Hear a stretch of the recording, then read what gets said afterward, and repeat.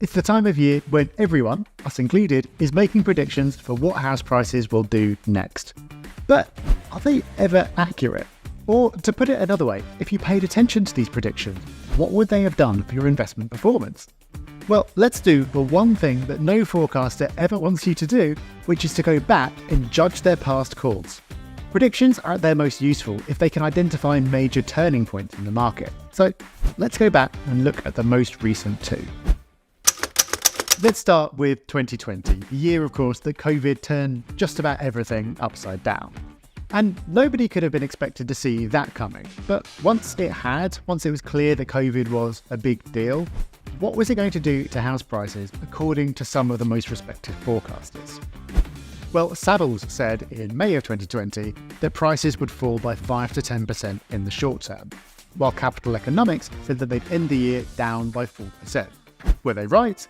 Well, no, not at all. House prices grew by 7.3%, a 6-year high. Capital Economics held firm and said that the drop would come later in 2021, with prices falling by 5%. In fact, in 2021, they rose by 10.4%, meaning they missed the mark by a mere 15%. Just so I'm not being unfair, it's worth saying that we were wrong too. We said that house prices would go up, but we did not predict that kind of magnitude. But COVID wrong-footed just about everyone about just about everything. The effect of the disease and the government response to it made it exceptionally difficult to gauge what would happen.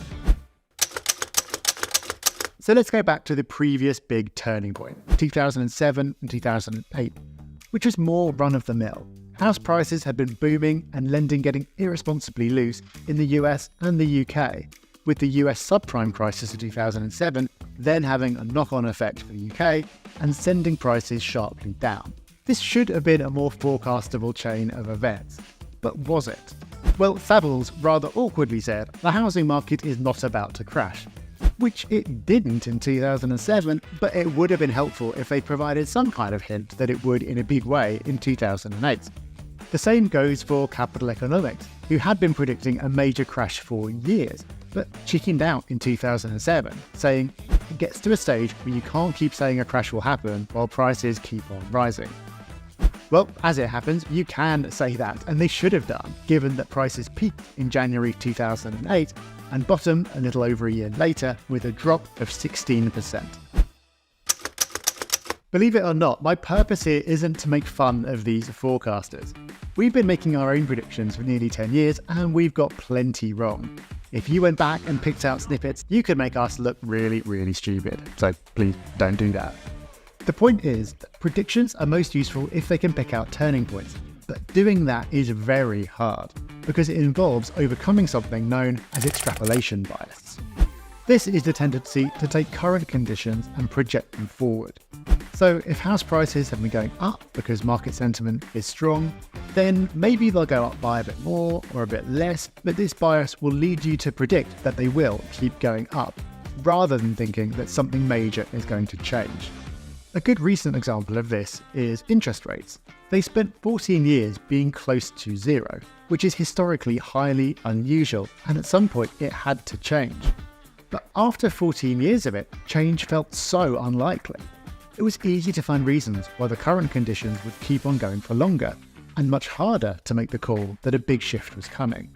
Even those who were early to see rate rises coming mostly underdid the magnitude. And again, not pretending to be any better, I fell into this trap too. The other challenge with identifying turning points is that seeing that something is going to happen is one thing, but saying when it's going to happen is much, much harder. So first of all, you have to take a contrarian position and go against the consensus, which is hard. Then it might not happen in the next year, which means you then need to maintain your position while everyone's making fun of you for being wrong previously. At some point, you just give up, and this is what we saw happen to Capital Economics earlier. They'd been going against the grain by predicting a crash for 4 years, and they gave up on that prediction just before the crash did finally happen, talking about factors like not building enough houses to rationalise changing their view.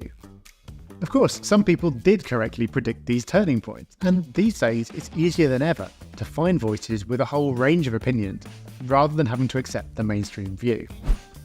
As an investor, I'm not convinced this really helps. it just confuses you by exposing you to a massive range of very confidently stated opinions, all backed up with data that draw completely different conclusions.